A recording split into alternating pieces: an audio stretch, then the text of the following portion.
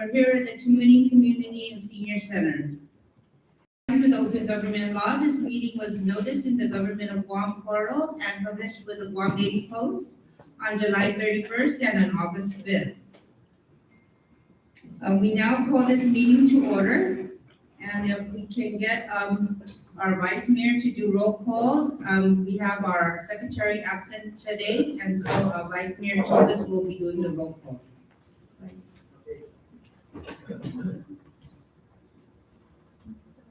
Nakamoto. Here. Brown. Vincent Pacho.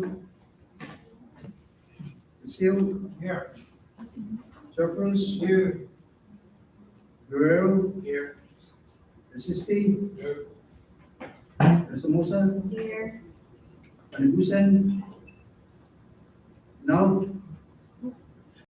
Harris. Here. Anzalan. Thankfully. Here.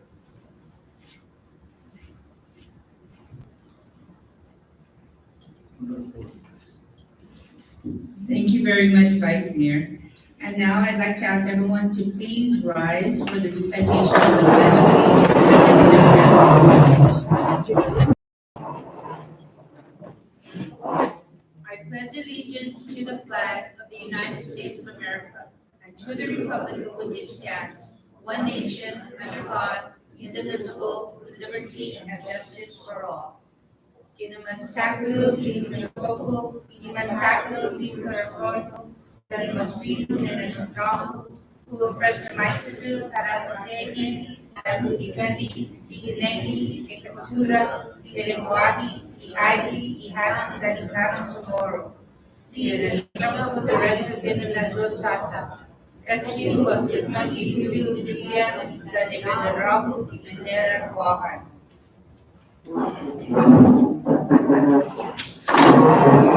Once again, thank you very much for being here with us today. Also joining us today, we have Congressman Robert Underwood, Dr. Robert Underwood here with us, a former congressman, together with Peter Constantino. We also have with us our senator, our village senator, where's he? Oh, Senator Jesse Lahan. Together with Marvin Crisostomo. We also have with us our Youth Congress representative. Today we have Siana Santos. Congratulations to Siana Santos also for winning the One Marianas Essay Contest together with the Association of Mariana Island Mayors. Congratulations, Siana. Also we have with us our sister command, our command from the Anderson Air Force Base 36 Communications Squadron. Thank you very much, Antonio and Mr. Her, for being here with us. And then we have also Chief Ignacio with the Guam Police Department, together with our commander, Lieutenant Gino Chakras, and Chief Marquez. Thank you. And for all you wonderful members that are out there taking care of our community and our island, all your wonderful officers with us, if you'd like to please introduce them. Thank you for making time to be here with us today. Commander, if you can go ahead and introduce your team that's here with us. Yes, thank you, Mayor. Thank you again to the council members. It's a little bit of surprising for the chief. We're trying something different. And I know for the past several meetings that, Chief Marquez and I have been attending, council very familiar with us. And one of the routines and the things of the order that the chief had given during his past command staff meetings, right, was for us to dip into doing more community policing efforts. And so, in the past few months, what we've been doing is having our day shift check in with your staff and then meeting with your people. But I really wanted to give an opportunity for the members of the council, and then again, your constituents that we served in the Tumuni, Harmon, and Tumon area to get an opportunity to that are monitoring on Facebook to meet these officers. So this is about, I want to say, maybe 3/4 of our precinct. A total of the precincts that are manning right now is a total of 26 boots on the ground, right? There is some officers that are missing today, and then the reason why is because if they came here, then nobody would be out there watching the streets. And so basically, I have a mixture of guys that are assigned, men and women that are assigned to both the day shift and the night shift. And I'll go around and I'll start their introduction. So I just ask when I do call your name and your rank, please stand up to be recognized, okay? Sergeant Vince Paris, if you could just please stand up. Sergeant Paris is currently assigned to the first half of our night shift. His platoon works from 6 in the evening, Sunday evening, all the way till about 12 midnight Thursday. He's currently on the first half of night shift. Right next to him is Sergeant Jason Dodd. Sergeant Jason Dodd is one of our veteran patrol officers, but he's currently assigned as our admin sergeant down in the precinct.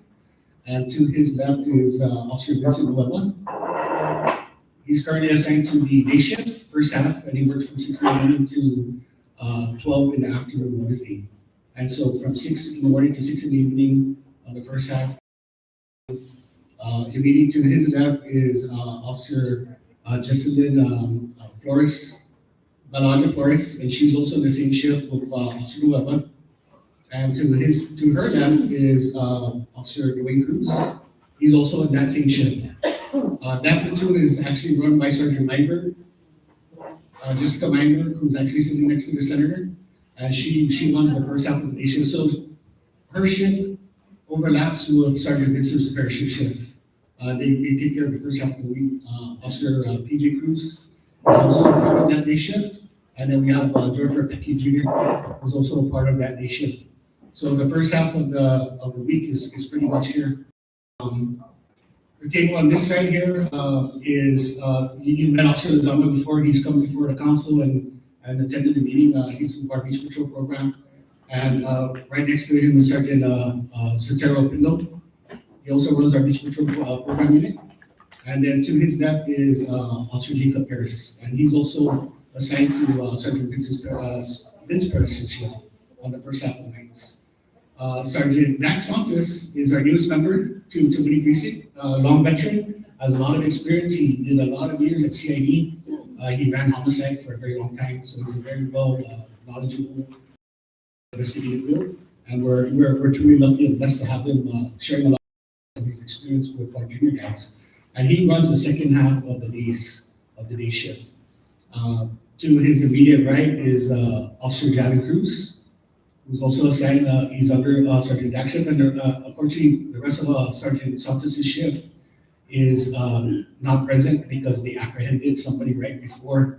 It was a theft suspect that we were dealing with down in Tucson, and his shift had, been able to apprehend that suspect. So 3 of his officers are currently down taking care, 4 of his officers are currently down taking care of that case, so they're not here. Moving forward in the next month, I plan to again bring the other officers that haven't attended again so that they can meet the council and the rest of the folks. For the most part, these guys work, tirelessly 4 to 5 days a week, and they do about 12 to 16 hours a day, depending on the magnitude of the cases that they deal with. But to get a better sense and understanding of what the community wants and needs are, right, is for us to come out. And this is just a commitment to show behind the Guam Police Department, and then of course our commitment to the constituents of Tucson and Harmon, that we want to work hand in hand with our community to address the issues that you guys are bringing to the table. So instead of them hearing it from me, because I go back and I constantly brief them on our meetings and the discussions we have, I figured we just change it up a bit and just have them listen to it firsthand, and then of course, try to enjoy some of the good food that you guys always try to get us to eat all the time. So thank you again, Mayor, for extending the invitation to us again, and that's pretty much for now. Yeah. Oh, I'm sorry. I did forget Officer Arturi. Yeah. He was here.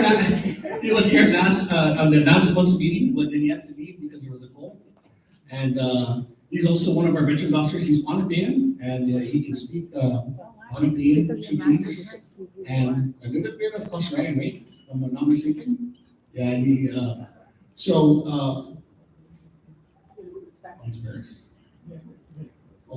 did you? Oh yeah, no, I got you ready. Yeah. No worries. Not missing anybody else, right? Okay, yeah, this is a pretty big group, you know, but, yeah, these officers are dedicated, you know, to serving the community.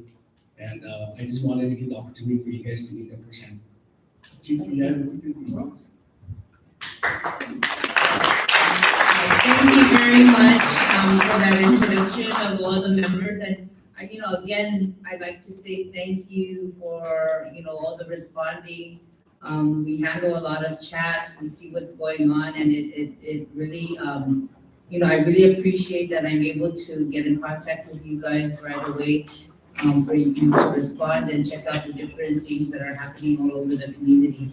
So, again, Susan Masi, and for being here. And again, we do have our regular monthly meetings, and we would like to make sure that everybody's updated of what's happening, what to look out for. Again, if you see something, say something, right? And so, again, thank you for helping make our island a safer place. Okay, now we'll go ahead and move along, and again, we introduce all the staff here, with the Guam Police Department. And I'd like to also thank my awesome staff for putting up with all of us, and myself and my vice mayor, for, a lot of times we're out of the office, and so when people do come in to look, you end up seeing our staff. And again, thank you very much to all the staff and volunteers of the Tamuning Mayor's Office, our hardworking maintenance, and then, again, all of you municipal planning council members for your volunteer time to help our community, again, stay safe and just be a great part of the island.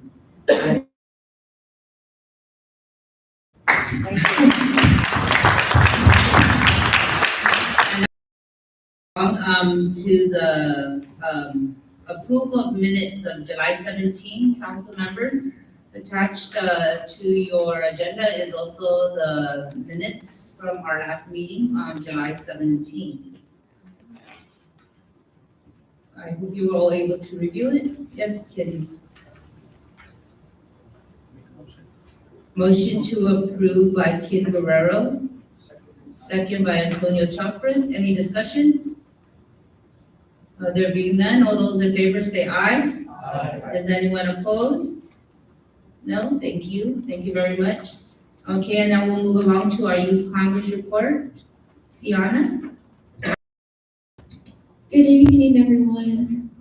So sadly, my fellow representatives couldn't make it tonight, but we prepared two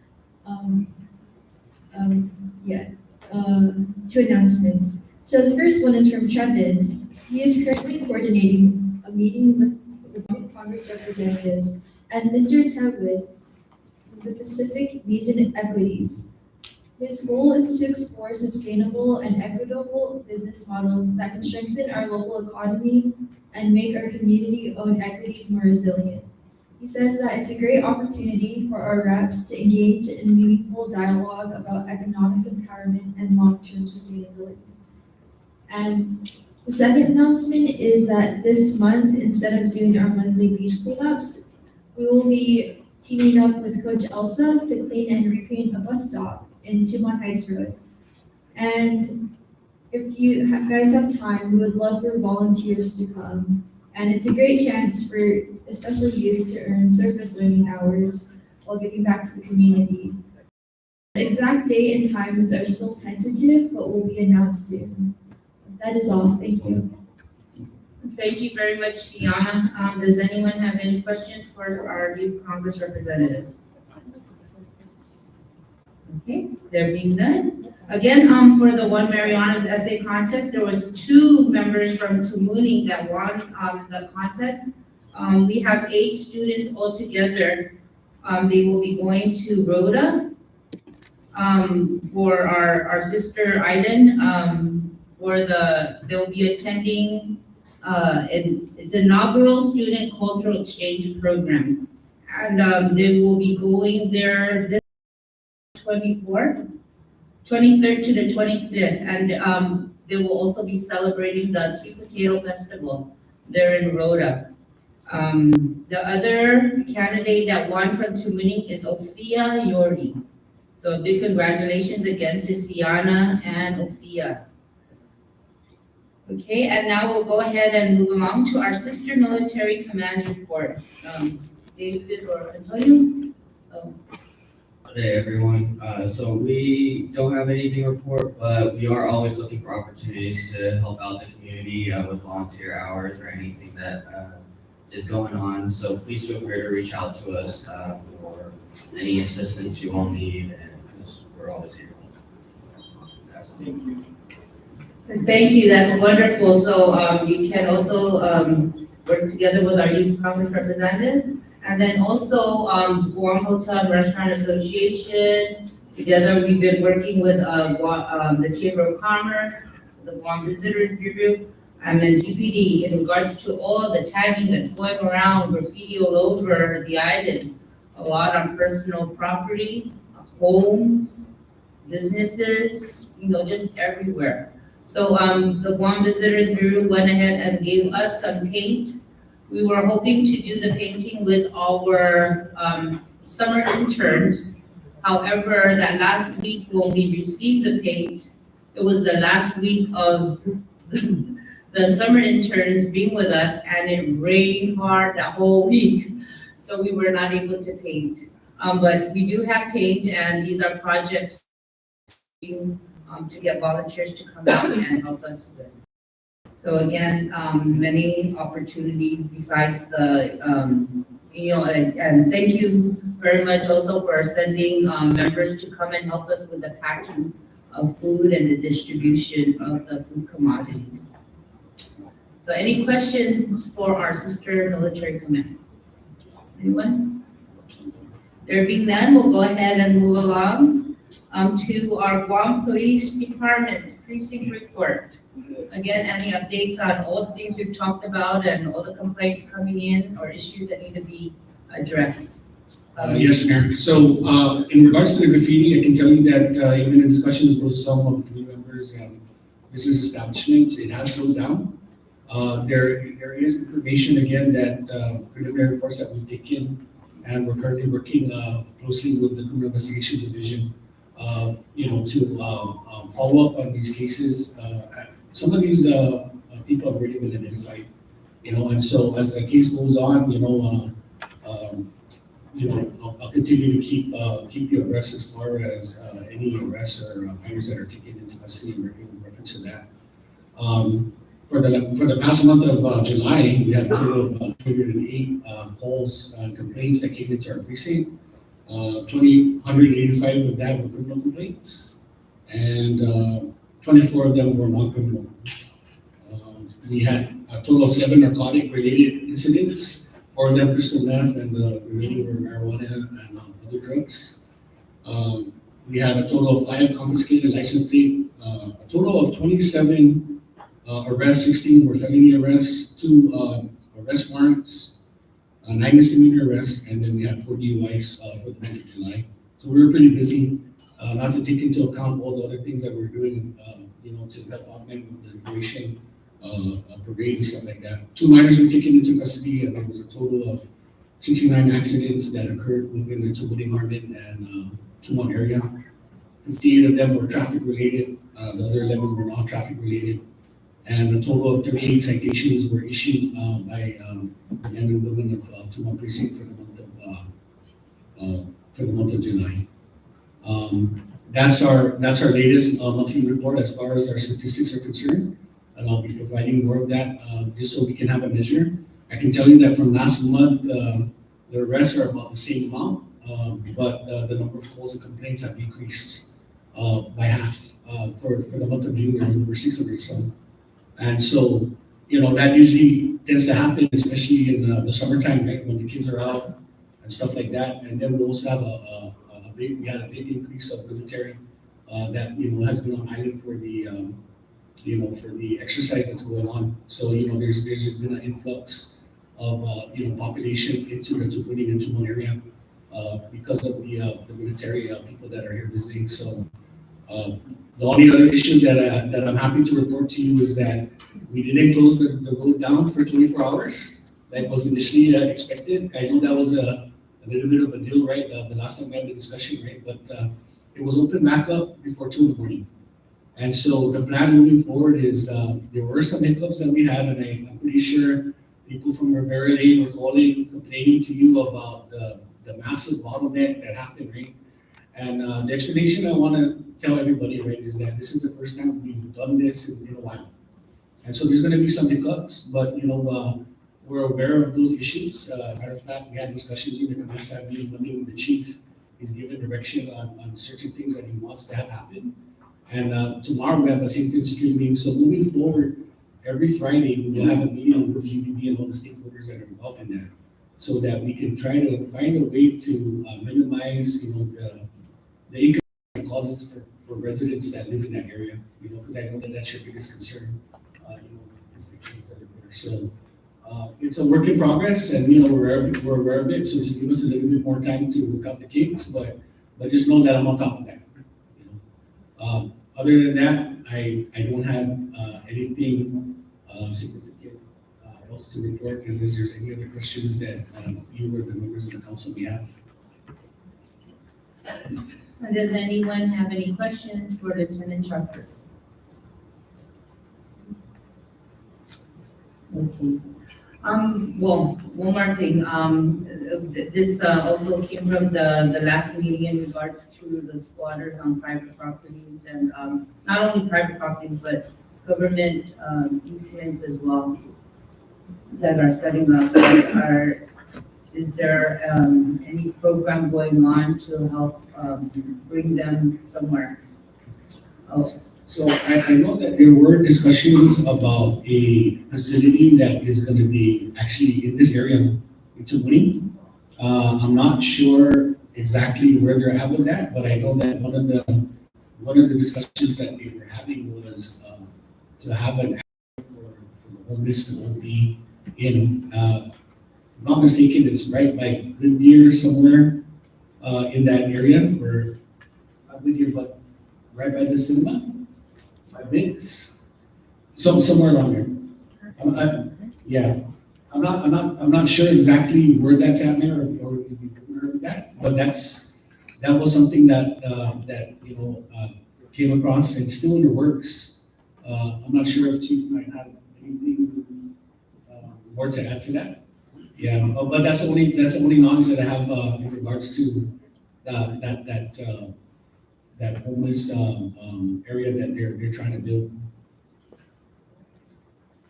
Okay, I know. I just spoke to Robson Augustine about that this morning, because also the Attorney General, when they were going to court in regards to the his Project Dignity, he had planned to open up the hotel there on Epal Road, the old Hunter's Inn, as you might know it, or Epal Hotel. That project was stopped, and then they kept mentioning in court that, there's all these programs coming up. So I called Robson Oxy this morning to find out where exactly can we bring them today.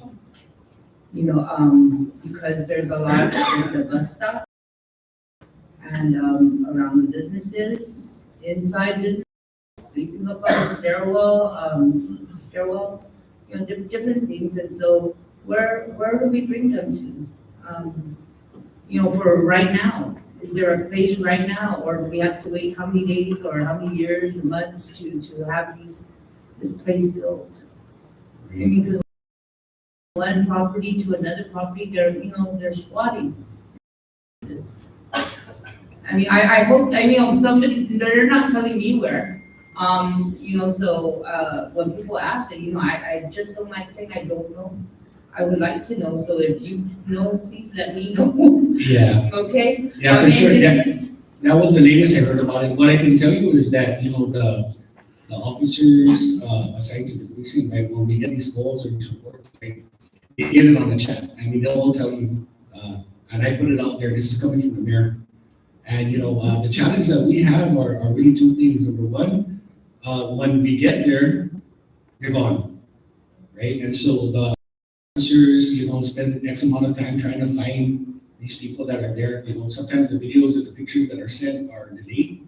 By the time I get it, it's already like hours or maybe even might be even days, depending on when you received it or where the person that sent the footage from got it, right? So they're aware of these key spots. The other challenge is that when they get there, right, they're removed if they're not committing any criminal crime, or if they're not committing any crimes, they're removed, right? And they leave, but then as soon as we leave, they come back, you know? And like Chief had mentioned during the GHR meeting today, you know, they go from point A, we remove them, and then they go to point B, then they end up at C, and then they're back at point A again, you know? So it's definitely a big issue, a big problem, and I can tell you that in our meeting with the governor, lieutenant governor, and the chief that we had back in April, the officers had actually brought that up to, you know, to both our governor and lieutenant governor, that, you know, this is the number one issue that we're dealing with, especially in Tatuha. You know, recently we have about 45% of the homeless population, and altogether there's almost 2,000. I think the last number I saw was like 17, almost 1,800, right? And 45% of them are here. And for those that don't understand how they end up in Tatuha, most of them come here because, you know, all the facilities are here. The hospitals are here, they get transported here. And then we also have GIPWIT, Guam Behavioral Health and Wellness Center. And a lot of them are in and outpatients, right, of that facility, right? So they end up congregating and staying in this area, even if they're not from here. You know, as a matter of fact, one of the guys who just told me recently that we just received a new homeless member into our community that they remember from a previous assignment, being assigned to a different precinct. They're like, oh, that person is here now. You know, so it's definitely, we are aware of it, and we're trying our best to tackle it, but if they're not committing any crimes, there's only so much that we can do on our end. Yes, Rosanna. Please talk into the mic.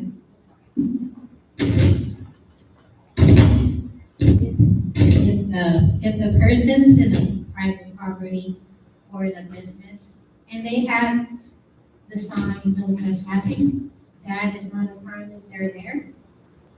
Yes, it's a crime, it's criminal trespass. So that's a crime if they're there. Yes. So you have to remove them or tell them to leave. What does the owner have as far as rights?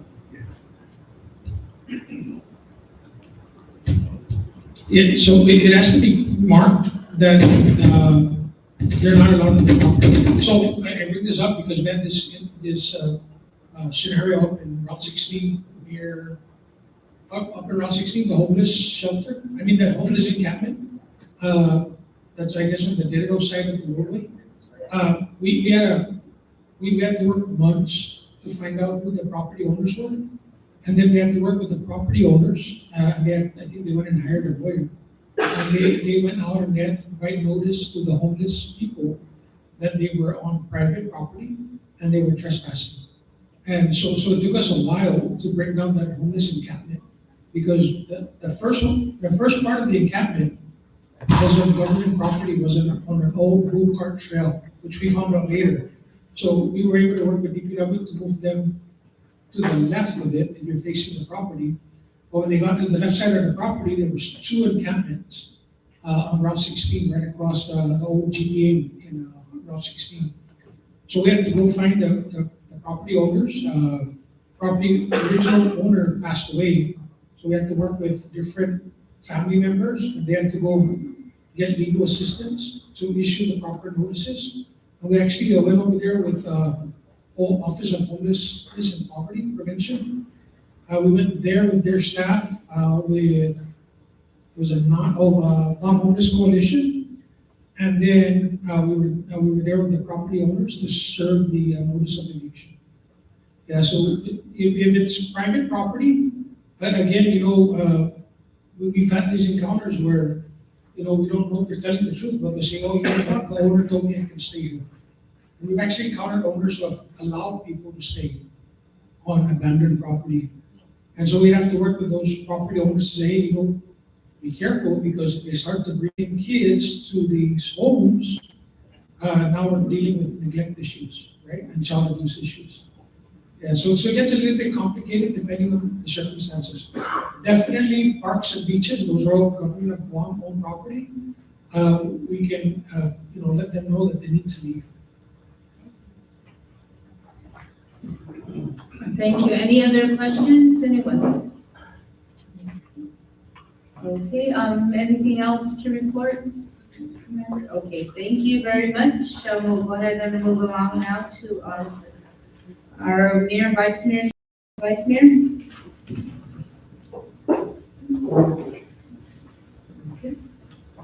Okay, well, he doesn't have anything to report, I'll report for both of us. Okay, we did attend the Mayor's Council of Guam meeting yesterday, and we did have our guest speakers. The congressman was there, James Moylan was here on Guam, and he was there to talk to us about grant opportunities, to assist us and in regards to, the needs of grants and veterans. If anyone has any issues, any questions, their office is able to assist. They also helped us with MREs that were given out, meals ready to eat, and they have more available should we need some. He came to inform us that there are more, and this one is a different one. I guess this one now has the little stove where you get to heat up the food, so especially now with the snack program being delayed, a lot of people are coming asking for food. And again, like with us, we try to have couple noodles available so we can just add hot water and give it to those that need, hot milk. And then we also had Mr. Wilfred Appleby. He's a special projects coordinator with the Office of the Attorney General. He was there to get more community involvement for the AG. Then we also had the new director of public health, Teresa Ariola, in regards to their mobile clinic that will be going around. So we are working on a schedule as to when they'll be out in different villages in our community. We'll keep you informed about that. Again, we were told about our recycling program. We still do not have our purchase orders. It's still tied up with procurement. We are really in dire need of our purchase orders for the abandoned vehicles, white goods, green waste, and electronics. It's a great need. We're seeing illegal dumping still happening everywhere. I don't understand how, big it's being put in places in broad daylight. Nobody's capturing who's the one putting it there. But that still is continuing, and it keeps growing. Our list keeps growing. But again, if you see something out there, even if it's a new vehicle or old vehicle, just check with our office if we have that on our list. Okay, also, we are working on closing out, working with our budget, expenditures, and that we are already given our deadlines for submission of different things. And the year is almost over and we still have not gotten those purchase orders, right? So we're hoping to that it's going to be able to carry over. The funding will carry over so that we're able to use it.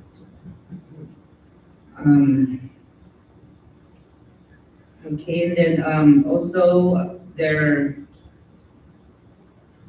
in regards to like the different programs, the request again that has come up before us was about CIFA wanting to use the Chief Brody Elementary School for their campus, but as of today, there's still no finalization in regards to that, nothing official. And so we're still waiting for more information in regards to that. We did have a request from CIFA to utilize our facilities for sports, physical education part, to use our gymnasium and our outdoor courts. Okay, and then also in regards to the citations accountability training. Again, this was offered to our municipal planning council. if anyone is interested in being a part of that, representing our community.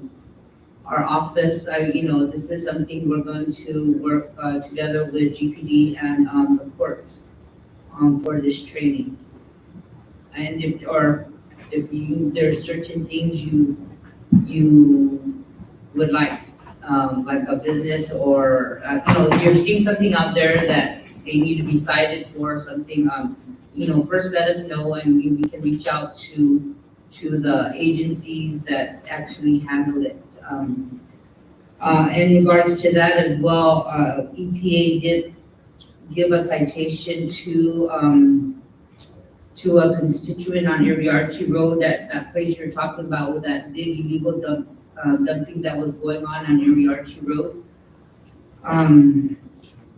The citation was given by EPA, and now they've scheduled to go to court in September. But they were told that if they come to the mayor, saying that they're working it out with us, then they're going to revoke that citation. I'm not sure what it is, but this is the one where I told the man, do not put it out on the road. And he did. It was all the stuff that were on their property he rents, but they put it out there and it was a big mess, and then DPW came out and cleared it together with the Homeless Coalition. And, so there was a lot of people that did a lot of work to clear that. But he was cited because of his cars, things that were under his name. And so now he wants that cleared, and, same with others that are being cited now by EPA.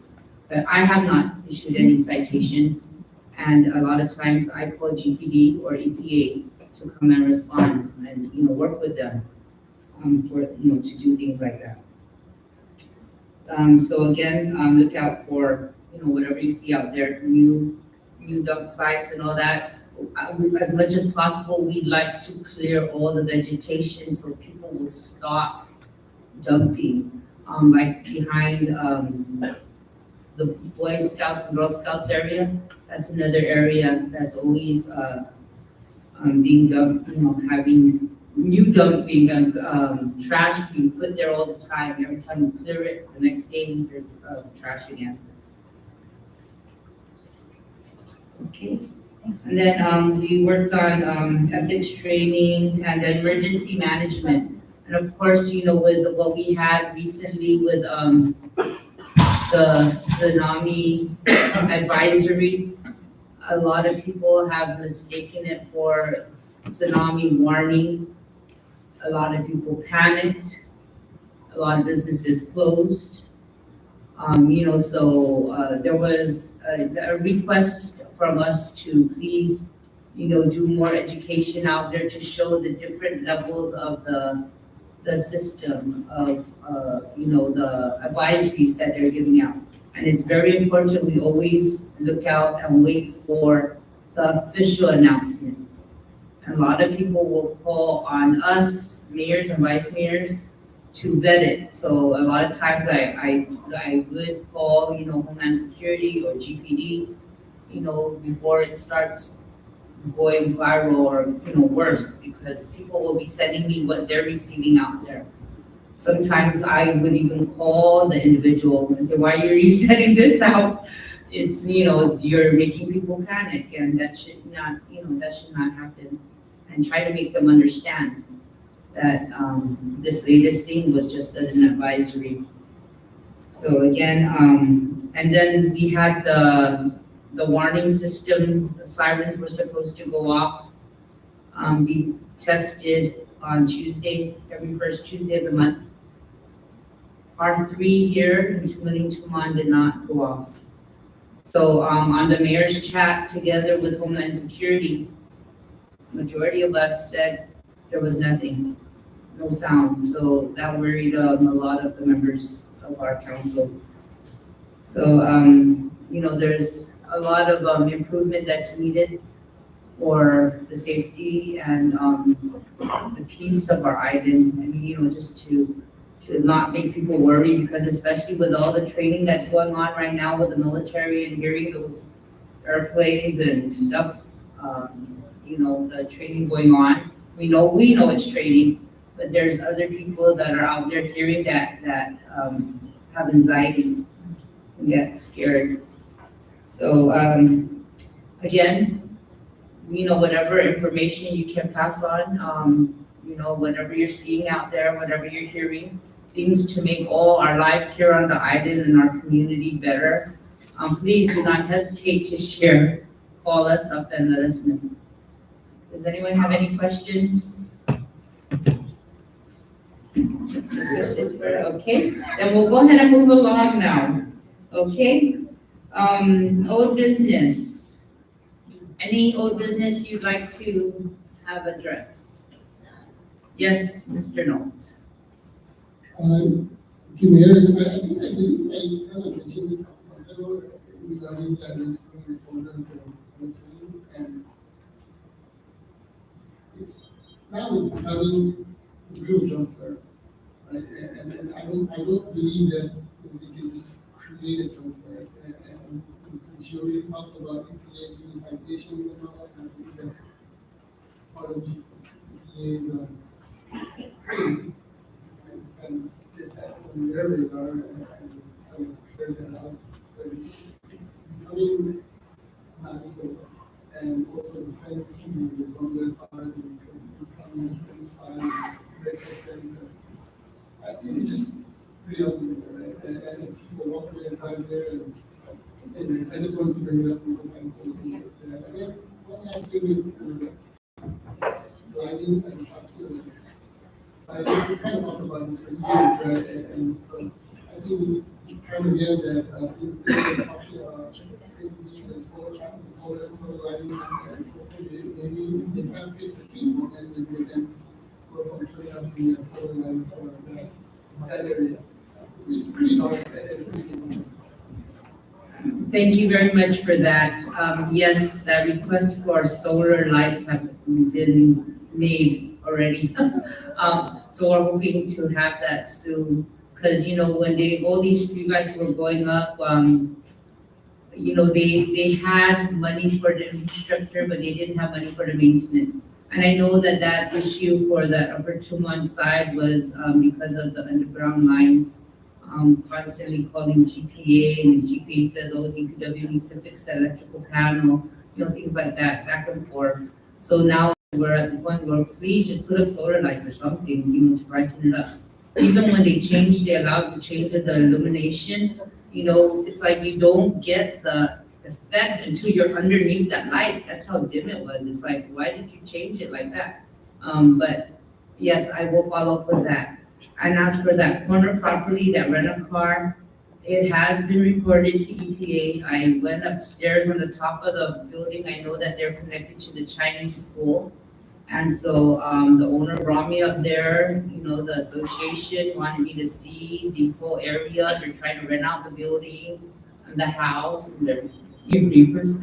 But, that whole area is terrible. It really is. And, how do they expect for the school to be rented next door if that's going to be there like that? So that is a big issue that has been already reported. And we look for action to be taken, that they clear the place right away. And to add to the numbers, we can also add their reuse tire, and just keep it on the side of the wall, right? Just a bunch of tires. I'm feeling that a lot of these businesses and, these programs that we have here with the mayor's office is for residents. A lot of the businesses, they should consider it as a business expense. When I talk to them about it, you have the means, this is your business, you can bring it straight to the recycling company. But they don't want to pay, is what I'm finding out. Well, it's gonna cost so much, so let's just give it to the mayor's office because it's part of the program and they pay taxes and all that. They want the freebie, but it's their business. And so, again, I don't know why they're keeping it there so long, but we have requested for them to clear it out and bring it to the proper recycled waste that will accept it. Anything else?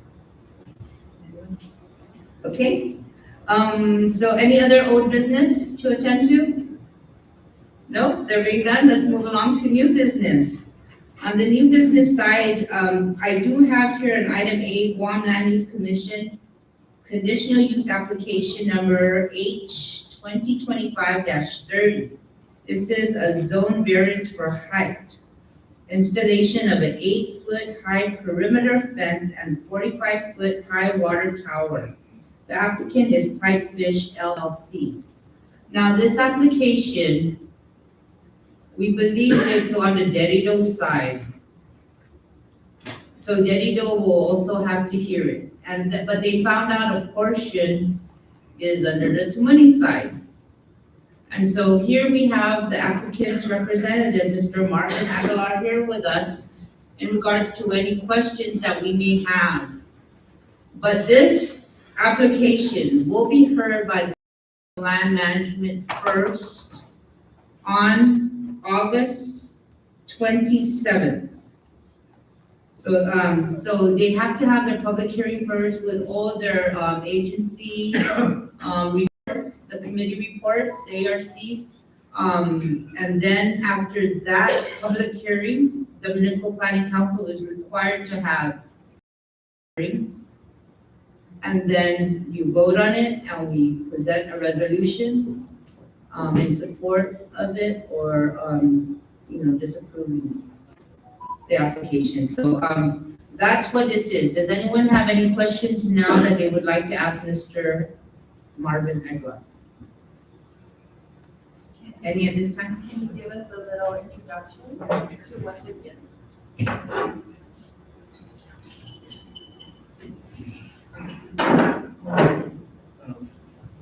Thank you, Madam Mayor and EC members for allowing me to make this presentation. I apologize. I came here earlier. I'm normally, I'm a PowerPoint freak, so I was trying to find a strategic place to put up my PowerPoint. And we do have a flat screen there, but I think by the time I'm done doing my presentation, people will have a quick neck with all this air on. So I'm not going to wing it. I'm just going to provide you with what we know about this application and what we're pursuing. For clarification, it's not a conditional use permit, Madam Mayor. It's actually a request for a variance for that. And our properties, the irrigation properties that are located along Eastern Road, Beach Road, we are approximately 1,000 feet away from the entrance, northbound, from the entrance of Two Lotus Point. And right before we get there, you run into, right after that, you run into the gate perimeter fence for Cortec. So we're in what's that, a light industrial area. The whole portion east of Tingisan Road is M1. We are coming in for two things. We're coming in for an 8-foot fence. The law prescribes that we submit only for 6 feet, so we want to go over. Later on, we've got clarification from land management and DPW that the, more so land management, that the perimeter fence is actually a security fence. And for some reason, under the building code, it takes on a different meaning, which at the end, it's interpreted as being allowed to do it.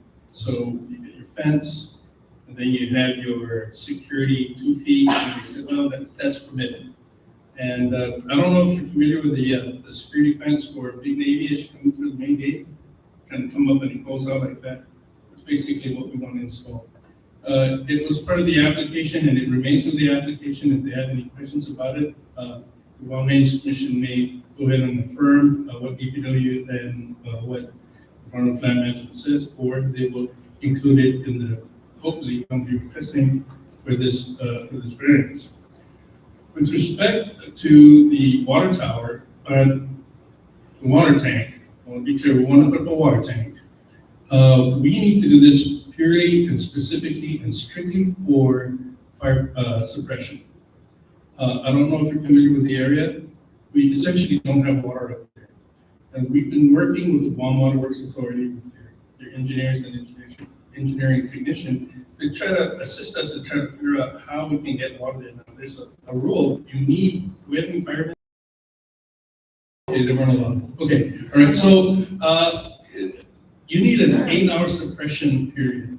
That water tank has to be filled to hold, to suppress fire for 8 hours. I'm not an engineer. Our guys came in and they said, they calculated everything, given the space that we had, and they said, we have to go 35 feet up. So, the typical that you see, like going up to airport, that's about 39. It's like 39, I don't, but it is pretty nice. But it's going to be kind of like that, but it's going to be on a smaller, compressed footprint. The property along 5040-2, which is the area we wanted to install the tank, is within the operational footprint. So again, I apologize, I don't have a presentation. So we're going to have this water tank in the footprint.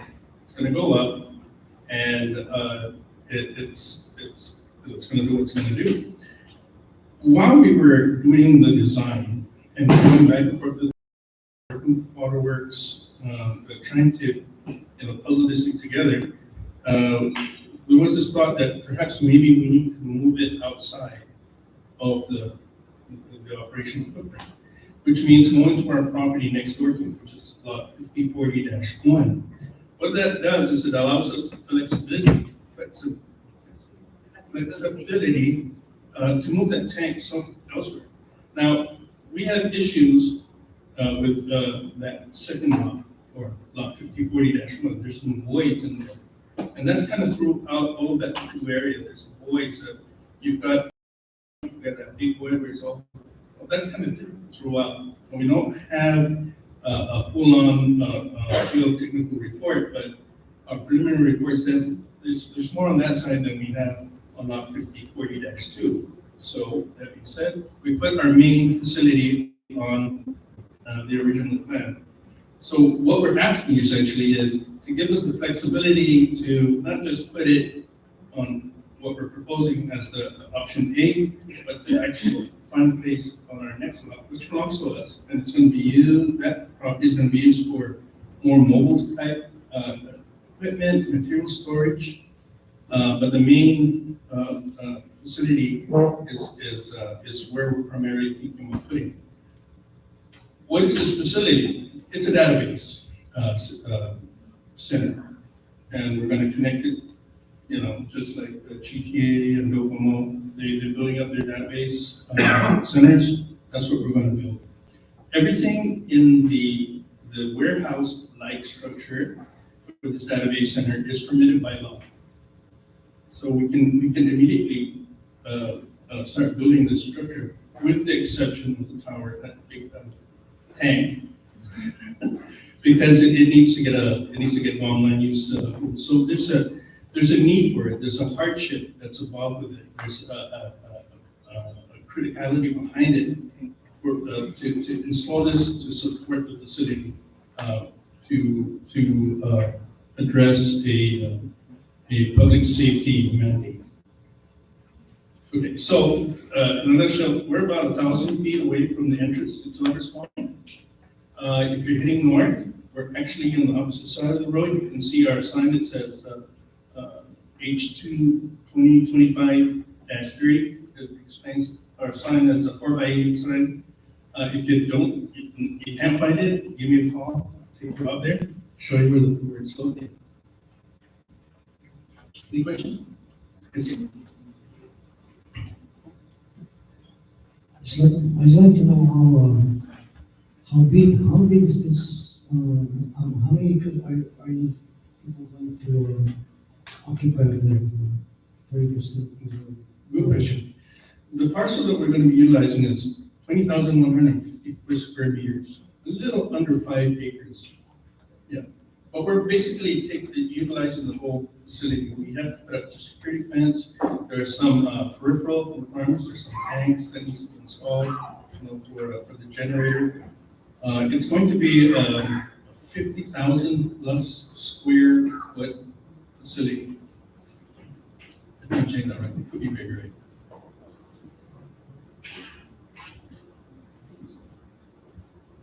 Any other questions, anyone?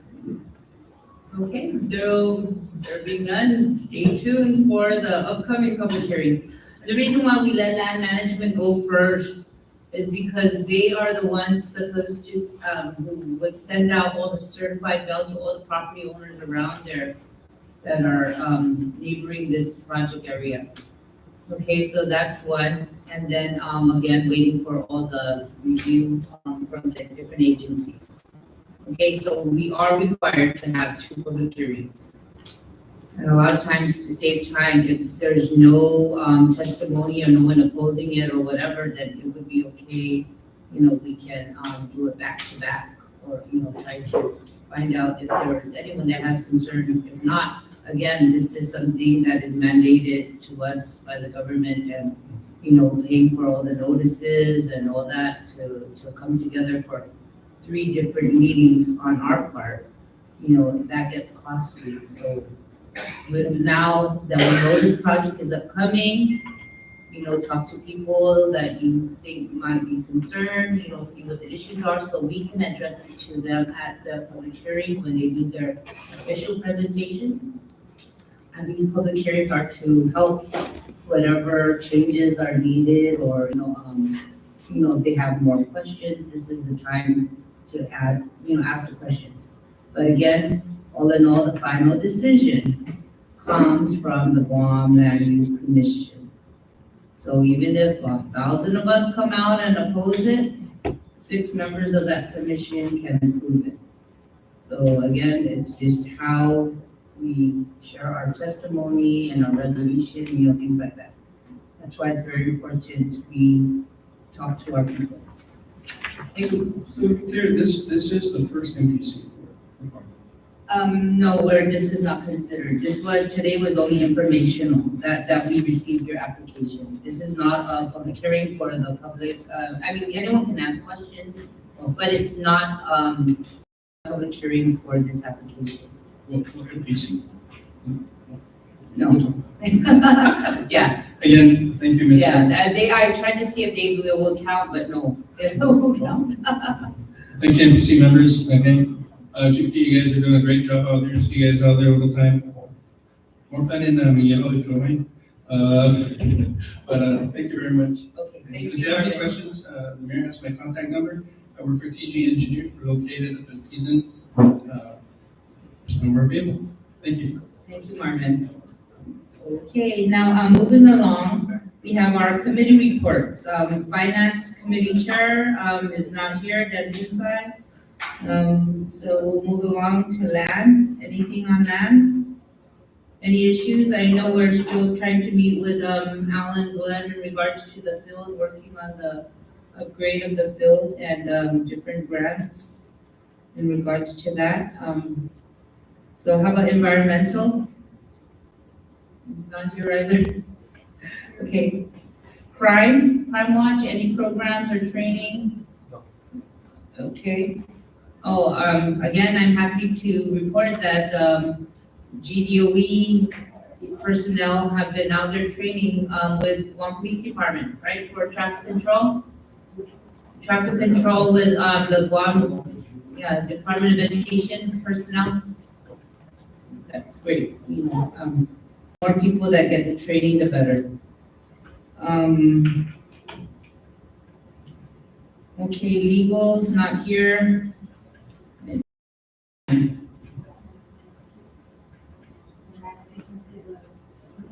Celebration. And welcoming everybody back to school. Back to school.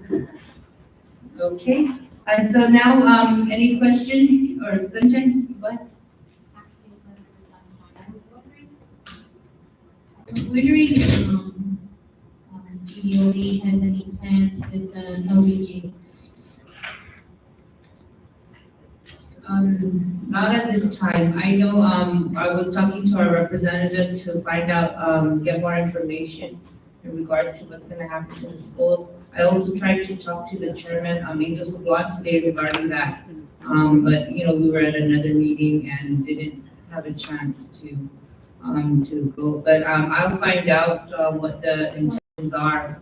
I wanted to make a suggestion that this makes it, LBJ has certain, each room has a bathroom. So I was thinking, there is a nurse station, a shower, everything, there's enough to make, I think our community needs another senior center, sorry, similar to what we have over Trinity North. And to me, I think that would be a really good use of the facility, because each classroom has its own bathroom. There is a divider, but you can make that permanently.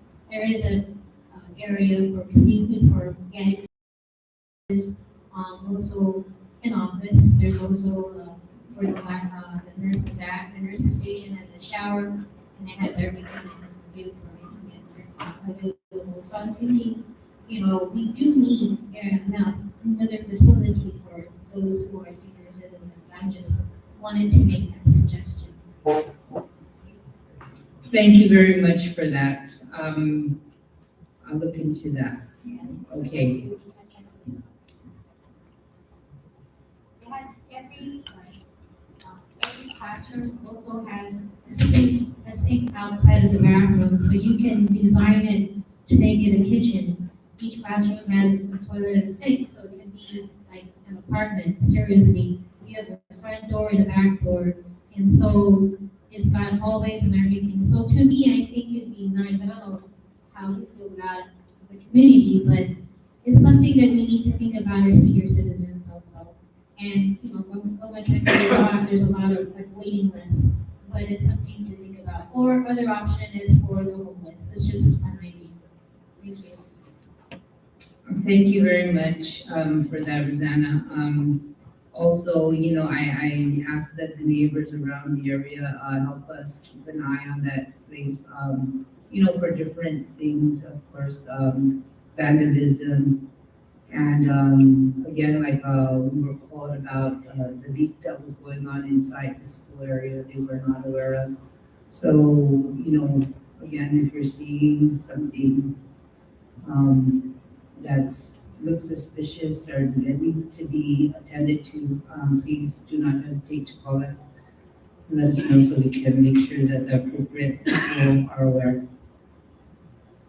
Okay, any questions for Sunshine? No, there being none, we'll go ahead and move along to our public comments. And joining us today again, we have Dr. Robert Underwood. And Peter.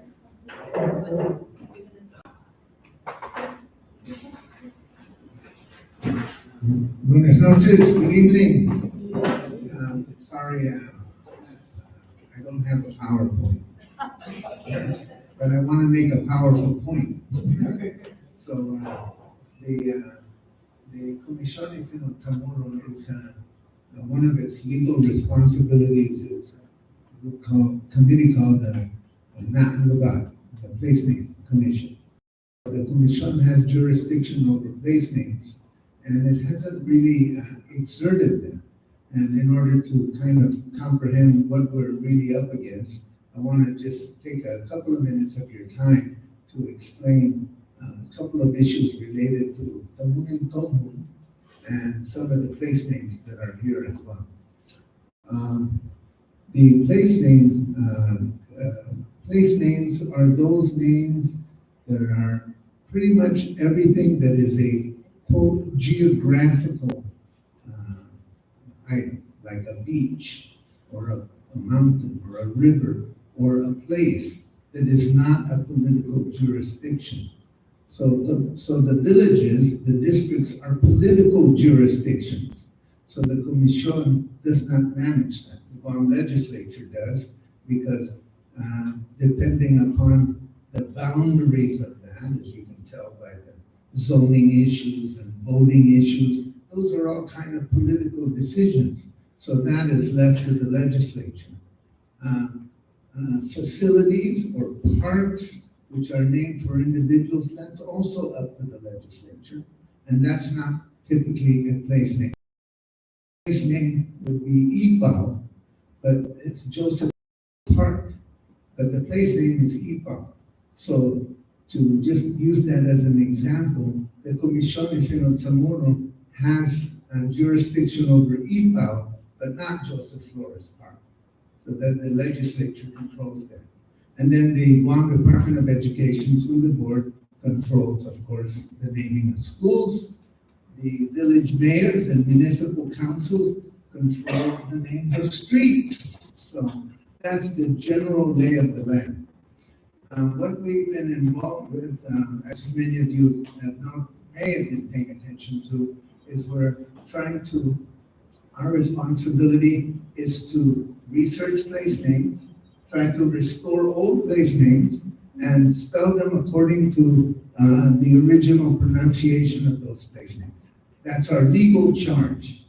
So this has been confused by a lot of things over the decades. So over the decades, we've had the USGS issues the maps that we look at. So the USGS, well, as it turns out, it was the military units that were giving them information, which is how you ended up with the Gafagumans and Marble and places like that, which nobody called them that. But they were abbreviations devised by the military, so the military, the USGS listened to the military. So that has been resolved. So the USGS has a group called the Bureau of Geographic Names. And each state and each territory has one unit that is the Bureau of Geographic Names will respond to. In the case of Guam, that's the Comisión de Zamora. So there's a legal arrangement that whatever the Comisión de Zamora says in terms of a place name will eventually show up on a USGS map. The other complicating factor over the decades is related to the naming of subdivisions. So I don't know who thought this was a good idea, but just because you own property doesn't mean you get to name it. But apparently that's been a common practice over the decades.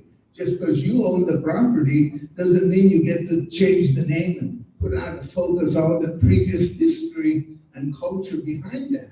And so you end up needing no respect to my primo here, Greg Ferris, you end up with Ferrisville, and you end up with Jonestown, and you end up with Bassa Gardens, and you end up with all these kinds of places which really put out of focus all the original names.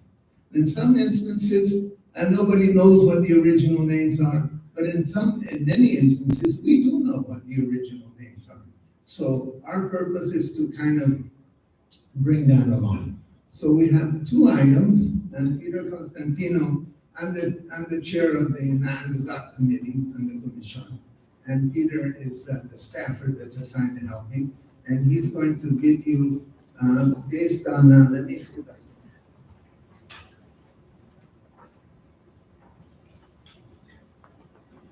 This is, and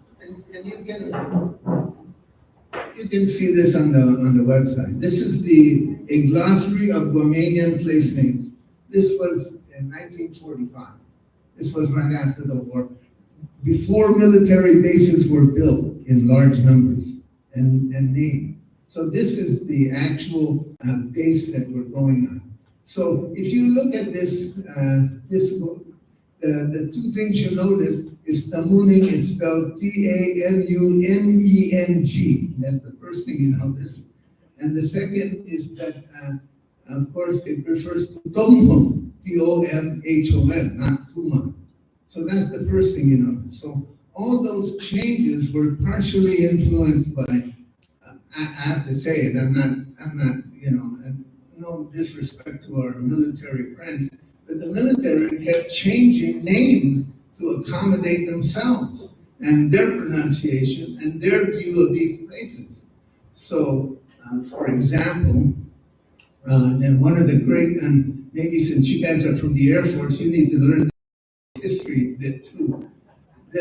The biggest air base on Guam being built during World War II from which to chart B-29s was Harmon.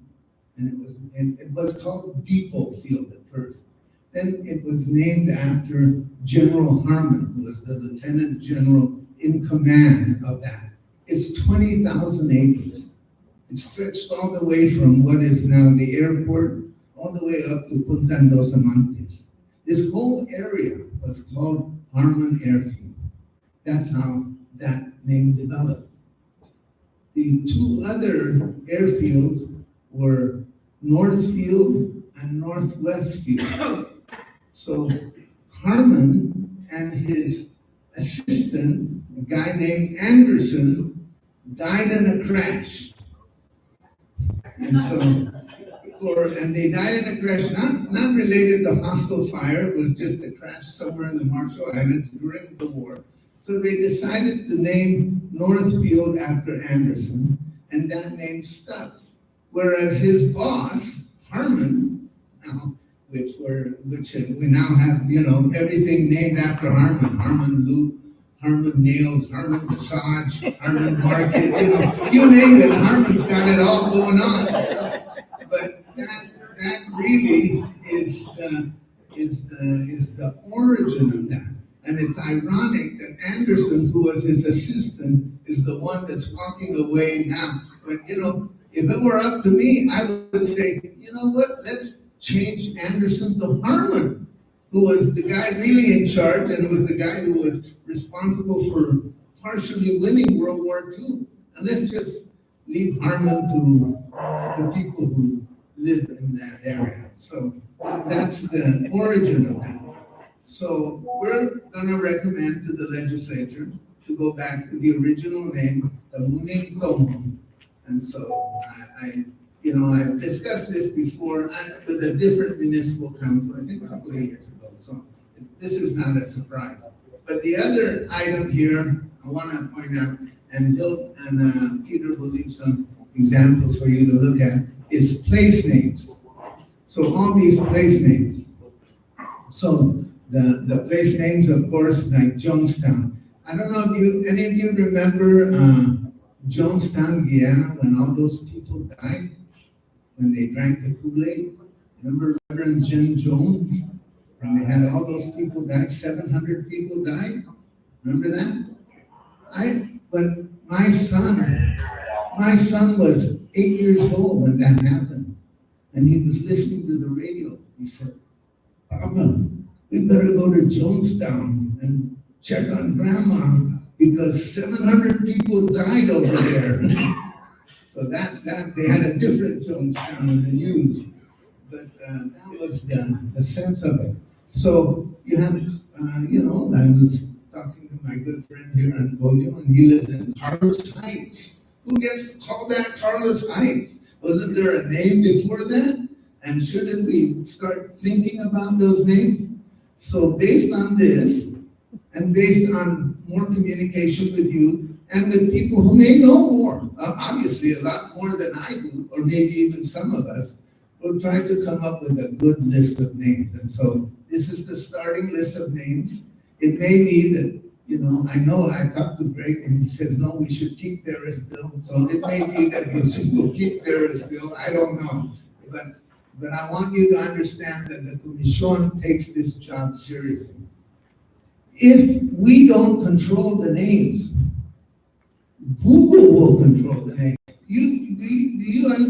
Do most of us understand that it's Google Maps that are controlling the names?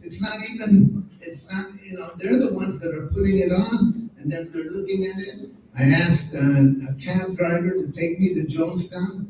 He said he never heard of Jonestown. I said, wow, what kind of a cab driver is that? I said, what about Oka? You mean Oka Towers? Yeah, I've heard of Oka Towers, all right? So, and whoever buys the advertisement that goes into Google Maps, they will prevail. So if you have a lot of money, Mr. Taitigui, you can name the area around you. This is Taitigui's house, and before you know it, we'll be calling it Taitagui Bill. So that's my task. I hope you understand it, and you know, it's a fun thing to do. The mooning has been listed here about 26 names, 26 place names. Some of them, you know, just so that I think I scared the mayor one time when I said, you know what the original name of the mooning was a Hotwan, which is where that area is, where the hotel is. That's a Hotwan. And then, of course, over time, when the Carolinians moved there, and then the Carolinians renamed it after themselves, Tawarma, something like that. And then it came out, tomorrow started saying Tamuning, and so that's the name that we now have. So then it has become historically one of three village names on the island that are not Chamorro. So this one, Tamuning, I don't think there's anybody who really wants to change it to a Potwan at all. Maybe anybody here for a Potwan? Okay, but I think people are kind of accepting of that. The other is Santa Rita, which of course is now sort of, they made it more Chamorro-like by tacking on Sumay. So we have Santa Rita Sumay, which is like the Muning Tumun. So that leaves the big one on the block, which is Agania Heights. And so Agania Heights, we wanted, of course, the original name was Tatuha. And it's so funny. When we were trying to work that with the community in Agania, we went to 3 MGC meetings. It was brutal. Not at all anything like this. We went to 3 MGC meetings. The first one, I called up the original people who first moved to Agania Heights after World War II. And they called them Manalaman to Agania Heights. What did you call it? They all said, Tutuhan. We all called it Tutuhan. I said, can you say that at the meeting? No. I'm not going to say it at the meeting. One of them said, yeah, I'm going to say it, but then when he got there, he chickened out. I don't know what then, but so we're trying to figure out a way out of that. So the place names we'll share with you. Just be mindful that this is, we're trying to make this a collaborative process. There are some issues, you know, like where's Sakpun, where's Oka, where's Ipal Point, and what do you do with, really, there's a place name right there where we have, where Talo Verde is, where SDA, that used to be called Mamahano. I don't, you know, and it sort of disappeared off the map, but it used to be called Mamahano, and it's right above. So there's names for that, and there's beauty in those names, and there's meaning in those names, and so I think we take our responsibility to take it seriously, and so we'll work with the mayor and we'll work with the MPC to come up with the names. And, thank you very much for your time. Questions? Go ahead. Yes, Congressman, Parisville actually is not a place name. It more describes it's Parisville housing, and the location is Okantamuni. There you go. So I'm glad it's you a pointed that subdivision. out. So it's not Parisville Beach or, you know, it's a housing subdivision. Yeah. So Parisville housing subdivision, location is Okantamuni. And our understanding of Oka is from Alupan Island. And if you drew a straight line from Alupan Island to Ipal, everything goes. So you've got Alupan Island, Jonestown, housing subdivision, you know, and now the Oka Towers, I think that's what they call them, right? The four fires. And then you've got, you know, GMH, and then all the way down to people. That's our understanding of Oka. It's in the moving, and I never knew it was T-Moving. Timuning. Yeah, that was what it was originally in 1945. And so, you know, just, you know, Tamuning as a official kind of place name first started really after World War II. was very commonly used, but it was spelled with an E. So, there's also Sampun, which is there along Oka, one by the hospital, is Sampun. And then Punta Sampun, and then Punta Ipaw, and Punta Oka. And our understanding is, there were 3 points there, right? Right. So the point is over by Viva. Right. So 2 point is right behind the existing GMH. That's right. Email point is over the roof. Yeah. So, as a current restaurant. But yes, please, we'd like to keep yours going. Well, no, I mean, the point is that is that we make an official map, we can make mention of the housing area, but, the question is, do people start using that, or what is their confusion on that, Jonestown, there's all kinds of issues, and people get attached to it emotionally. I can sort of understand that, they get attached. Or maybe they think it's more prestigious than Oka, You live in Oka? No, I live in Jonestown. And just one more thing too. Also, like you said, the landowners who developed the area. So you've got Cruz Heights, Ellen Eaton. And the Cruz Heights is a housing subdivision in Eaton of Hope. Right? So, but it eventually took over, so that's why we were trying to clarify with the TPC process. That the TPC process makes it clear to developers that they don't have the right to rename a place. And that's been a practice, but it's kind of slowed down. Yeah. Madam Mayor? Okay, no, so bottom line is, you want us to decide, or suggest a name? Yeah. Is it to change the village name, like, the way they did Santa Rita, Sumay, and Asan to Asan? Adding on an S, right? Asan. Okay, so no, but what you're requesting from our municipal planning council today is to, Support, Kamuning. okay. So I know the official name in the law when, it was being created, that like commissioners changed from that, the name commissioners to mayors. The official name on the books and the law has always shown Tumuning Tuman. The reason why we really pushed to add on Harmon, and our acronym for our community office is Tatuha, is because Mayor Francisco Blas lived in Harmon. How can you be a mayor of Tumuning Tuman if you're not living in Tumuning Tuman? So that way it was always important for us to put in Harmon. And then we got criticized about, trying to change the name, trying to change Tumuning to Tatuha. We're not trying to change the name. We were just making sure that our residents of Harmon are not left out. That's why we've included them. I'm always having to explain, that Delido has Harmon Loopside, we have Harmon Industrial Park. But we don't want to leave anybody out. And especially, our mayor was living in Harmon. So that's the reason for what we did. And automatically, people are always just calling us Tatuha. Even when I go to official meetings, they'll be like, oh, the mayor of Tatuha.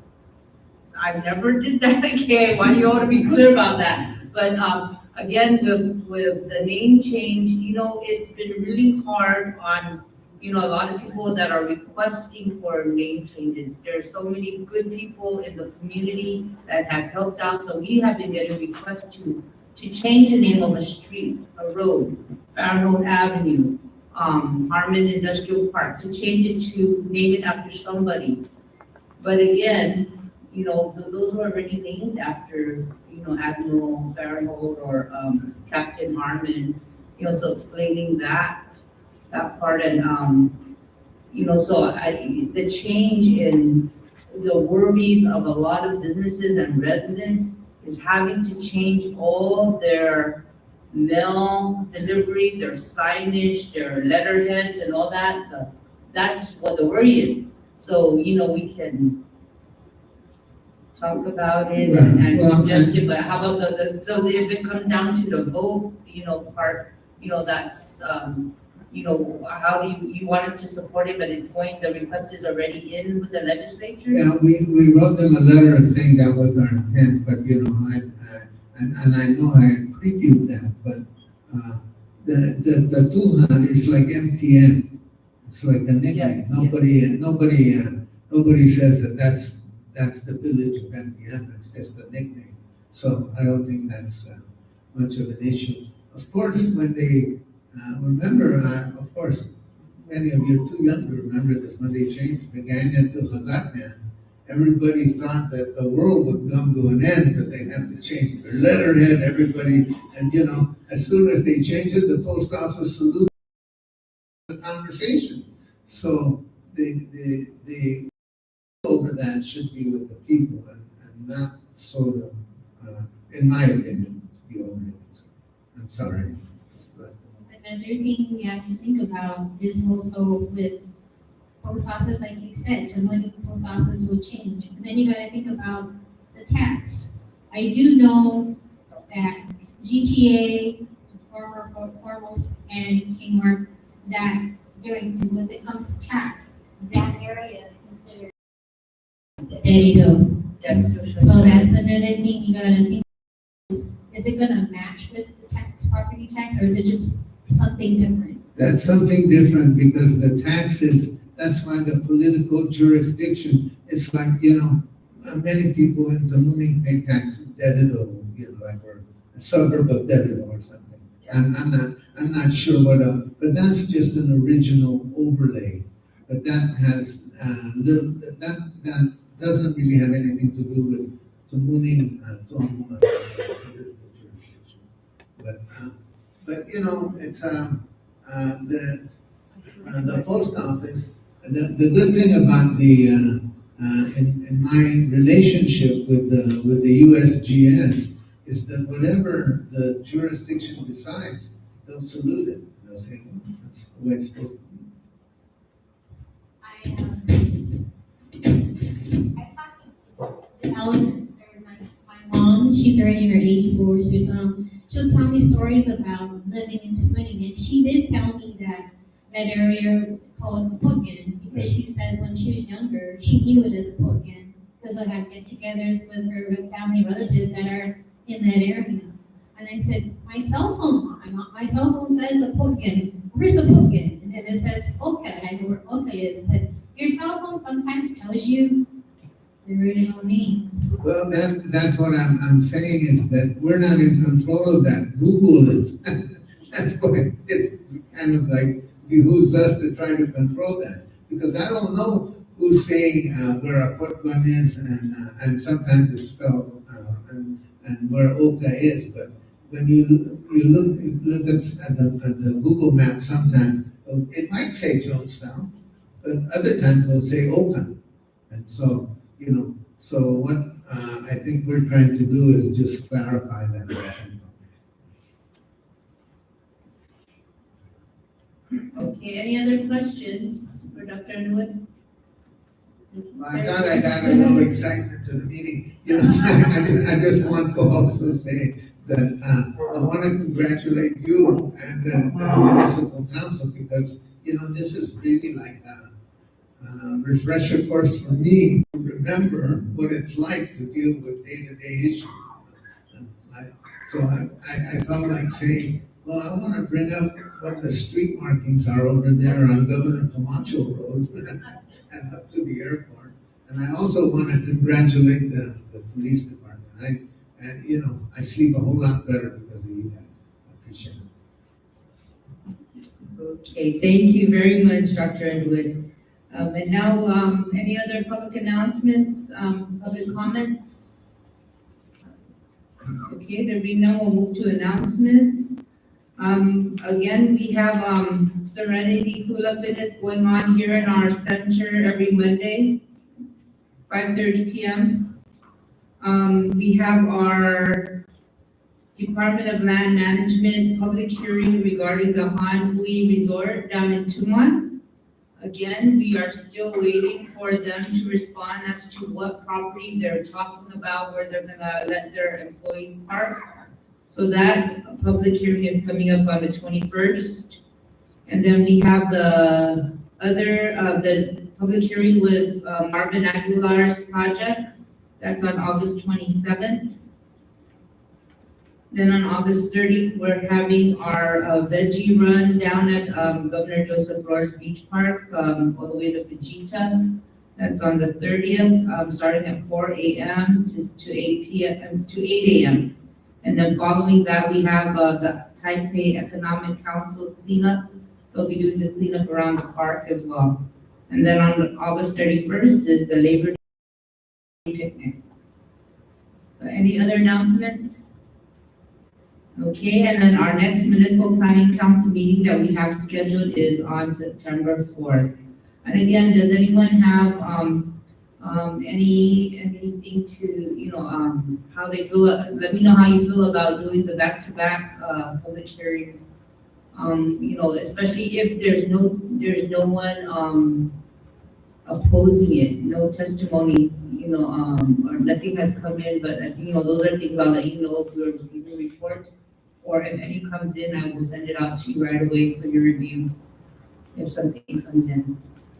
But again, the project application is out there. These are upcoming public hearings that we need to hear, and we need to submit a resolution for.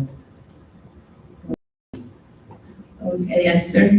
Mayor, I just want to thank Dr. Underwood. This is a very interesting lesson in history and how the names came around. So thank you. Yes, thank you. Anyone else? Okay, there being none. Yes. Motion to adjourn by Antonio Chafras, second by Mike Lasisti. Any other discussion? Nothing? Okay.